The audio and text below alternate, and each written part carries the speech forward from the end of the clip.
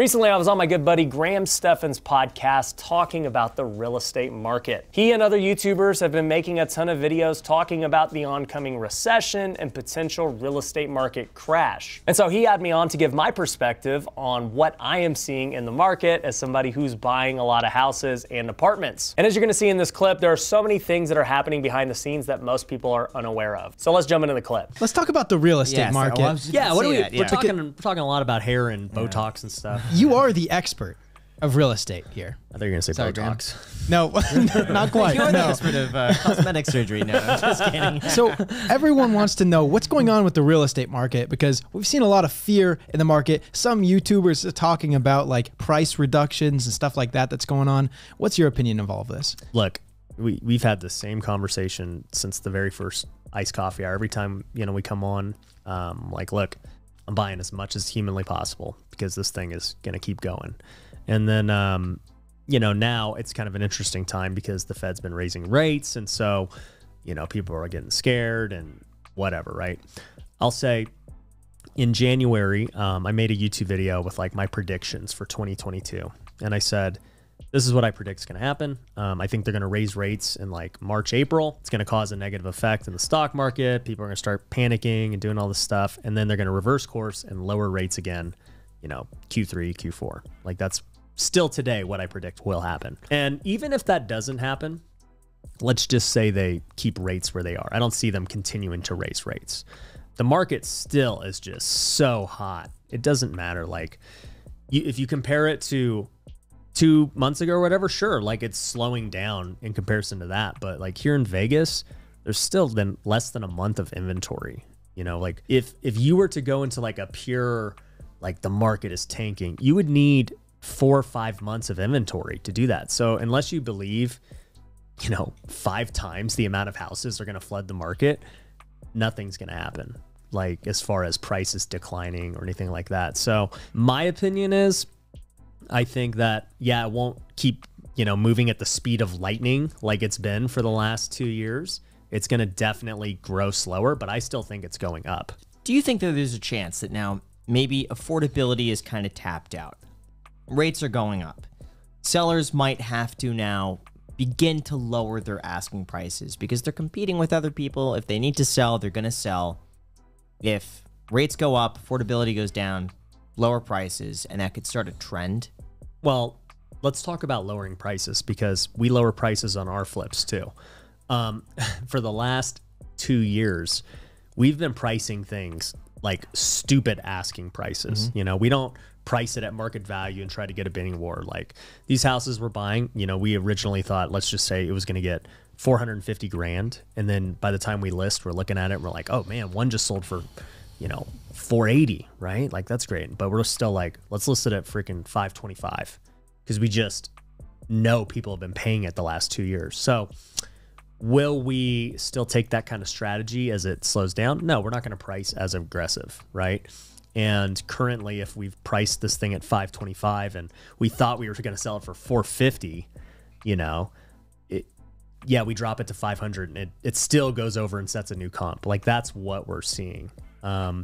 So I think price reductions are a bit of a myth because people are overpricing them so high compared to comps that like, oh, you got to price it closer to comps now. Like it's still a crazy market. Big thing that's happening that didn't happen in 2008 is that you have all these hedge funds buying houses now, right? Like single family homes weren't an asset class before this. And when these hedge funds are buying these homes, what people don't realize is they're taking them off the market completely. Like that home is gone the moment you sell it to them because they're not relisting it, trying to go flip it or anything. They're holding it for the next 5-10 years, who knows, right? And when they hold it, they're building up their portfolio. They're not going to go sell it on the MLS when they're ready to sell. They're going to go sell it to another fund. Like, so that house just never comes back on the market. And that's why these funds are still buying so heavily because they just know every single day houses are being picked off the market for like good. And we're not able to build quick enough or cheap enough to replace that house.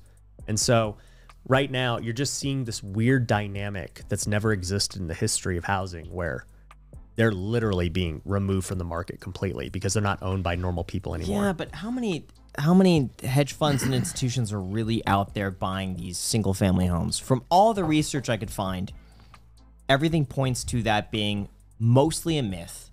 Institutional investors for single family homes are like 0.01% of the market, and they're buying up single family homes, but in communities or in bulk in certain areas that were specifically designed or made to be rentals. So they're not like, so you're Jack lists house and BlackRock isn't going and like looking at Jack's house. But they are. So, I mean, we've sold a bunch to hedge funds, like just normal flips. We already flipped them and, like renovated them, and they paid over every normal buyer. What sort of hedge funds are you saying? They're just like normal hedge funds that like are keeping them as rentals. Like, I don't know the exact hedge funds by name, but like we've sold a bunch to hedge funds. And so like we'll also wholesale to hedge funds where we don't even fix it up, right? They're like, we want to buy this right now before you ever let it hit the market. And so we just sell it direct to them.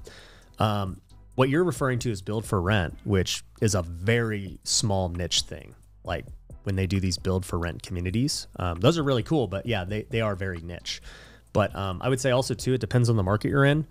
Most hedge funds are looking in places like Vegas and Phoenix and really nice markets and climates and newer homes. They love that. So like Vegas is a very heavily impacted market by hedge funds. I just have not seen, and again, you're in it, so you see like where these offers come. I have not seen anything that indicates that hedge funds are buying up single family homes like one by one, because even from my perspective, going in and like negotiating, because to buy one house doesn't make sense for a hedge fund. Right. They would have to buy probably 50 to 100 houses. Yeah. Going through and negotiating 50 different homes, 50 different inspections, 50 different rentals. It doesn't make sense on like when they're scattered around the city. If their objective is to buy as much as possible. Yeah, so I'll send you. Yeah. This is an email yesterday from one of the largest hedge funds. And, basically they're just outlining what it is they really want in their portfolio. Yeah, but this seems like more like a wealthy individual who's like going out and trying to build a portfolio. No, that's what he wants you to think, because you're more likely to sell to a small investor than you are to a hedge fund as like a mom and pop person. Like even for us, we try to do it more personable. Like with our postcards, it's me and my family. And so it's like, me and my family, we want to buy your house. And they're like, oh, that's cute.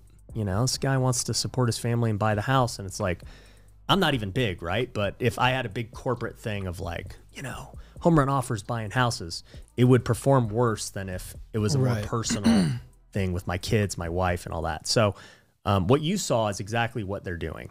That company I showed you is, like you said, the biggest buyer in Vegas. I mean, they're buying so many houses. It's nuts. But I'm curious what company that is.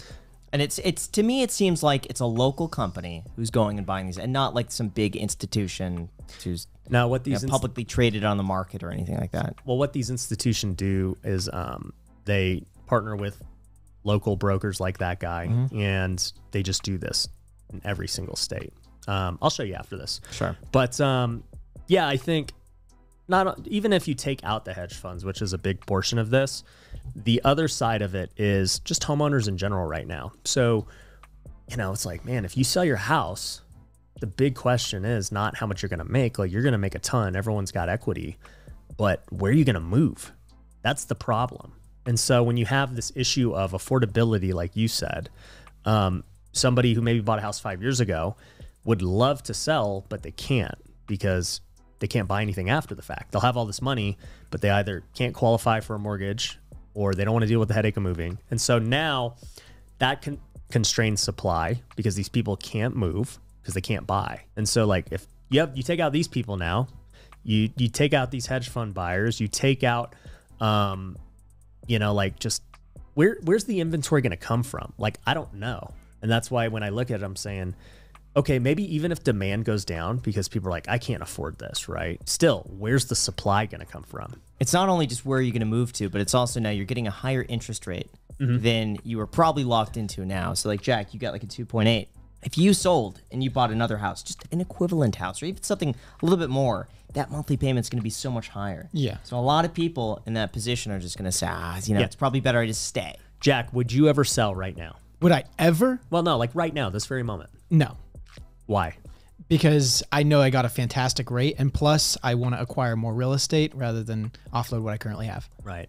So another point, right? It's like you can't buy something else because it's too expensive. The rates are higher, whatever, right? You're locked into this great deal of an interest rate. So people are less likely to sell because they got a great rate. Something that was interesting that we discussed with Jeremy when we had him on is like people in my age group that are looking to buy real estate, they've never seen higher rates like maybe you or Graham have seen. And for me to see, you know, I locked in 2.874 back in October, and now it's almost double that now. And it's just like, you know, half a year later, it's just like, I can't even process it. I'm like, oh my gosh, like I do not want to get anywhere near buying another piece of property because it just seems like the rates are so high, but historically not necessarily. Yeah, when I got in 2010, the rates were around 5% at that time, and I know that before that, you know, seeing rates at 6, 7, you know, 8% wasn't crazy. And then I remember my mom telling me like, yeah, 5% is really cheap. It's a great rate. Like, get on it.